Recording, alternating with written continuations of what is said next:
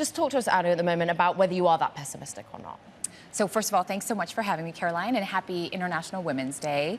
I think there's a couple of different ways to look at the data.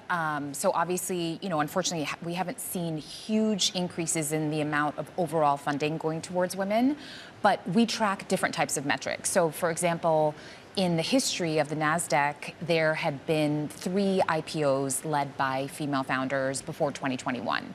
In that year alone, there were 7 IPOs led by women. So I think that, as a fund that invests in female founders, we have to remain optimistic, and it's even more important in terms of the work that we do.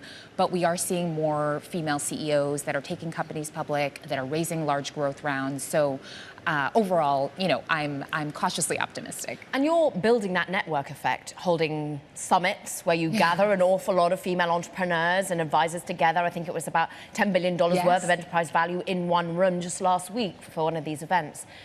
Where, therefore, are you allocating money? What exciting problems are these female founders trying to solve?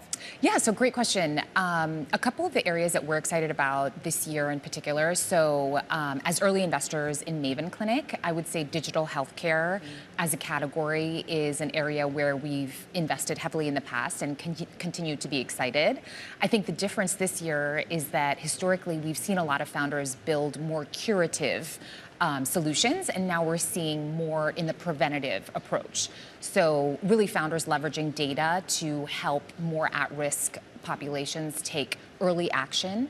Great example of that within our portfolio is a company called Gabby, which has leveraged data to be able to help women, particularly those who are more at high risk, take earlier and more preventative approaches to just making sure that they're kind of tracking that within their healthcare. This is cancer risk, for example. Yes, exactly. So breast cancer. I would say another category within healthcare that we're seeing a lot of activity in is longevity, and really founders looking at finding ways to slow down or reverse the aging process, leveraging biometric data.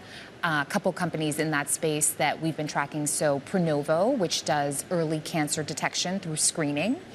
We've also seen 2 female-founded companies, Modern Age and Tally Health, that are, again, leveraging at-home testing to help suggest, supplements and different ways in which, their patients can take more preventative approaches to aging.